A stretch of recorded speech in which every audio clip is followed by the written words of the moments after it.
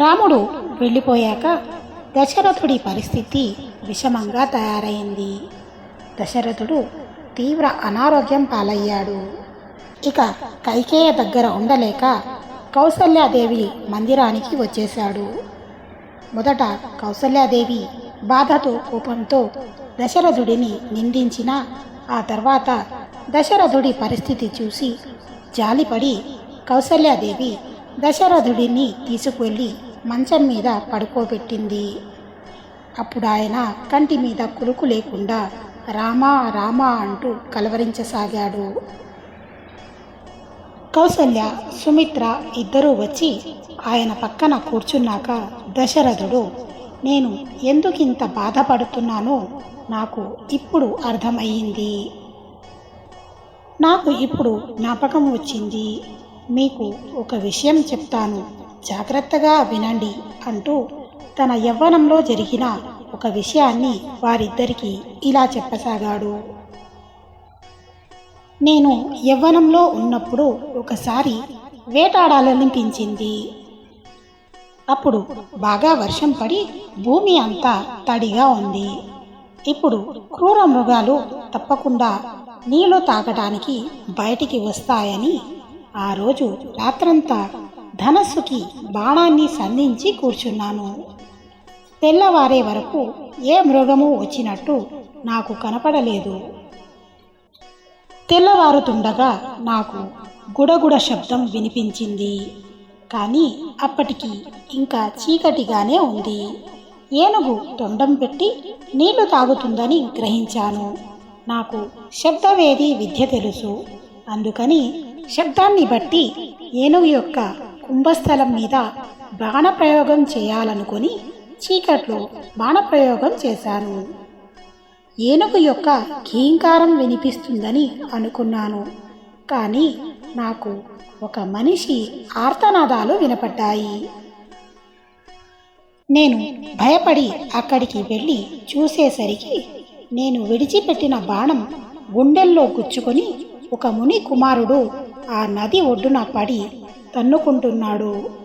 నేను భయపడుతూ అతని దగ్గరికి వెళ్ళగా అతను, నేను మునికుమారుడిని, తపస్సు చేసుకుంటున్నాను, తల్లిదండ్రులను పోషించుకుంటున్నాను, ఇటువంటి నన్ను నిష్కారణంగా బాణం పెట్టి ఎందుకు కొట్టావు అని అడిగాడు.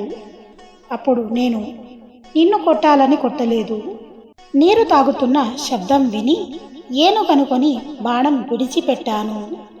నా దురదృష్టం ఆ బాణం నీకు తగిలిందని భయపడుతూ నిలబడ్డాను.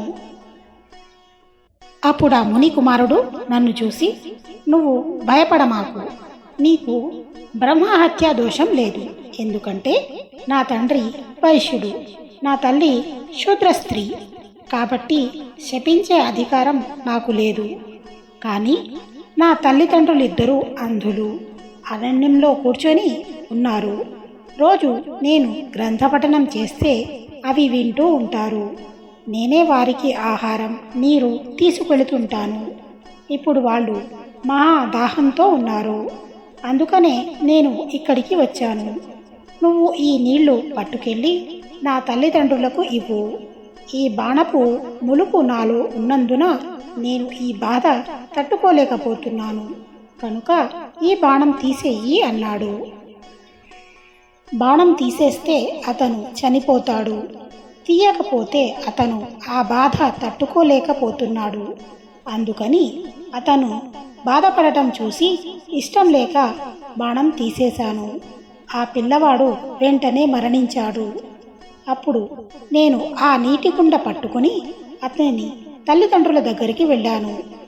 నా అడుగుల శబ్దం విని ఆ అంధులైన తల్లిదండ్రులు, నాయనా, ఇంతసేపు ఎక్కడికి వెళ్ళావు? మీ అమ్మ నీ కోసం బెంగ పెట్టుకుంది అని ఆ మునికుమారుడి తండ్రి అడిగితే నేను ఉన్నది ఉన్నట్టుగా చెప్పాను. నా వల్ల పొరపాటు జరిగింది, మీ కుమారుడిని నేనే సంహరించాను అని చెప్పాను. అప్పుడు ఆయన నన్ను తమ కుమారుడి శవాన్ని చూపించమన్నారు. నేను వాళ్ళని అక్కడికి తీసుకువెళ్ళగా వాళ్ళు తమ కుమారుడి శవం మీద పడి రోధించారు.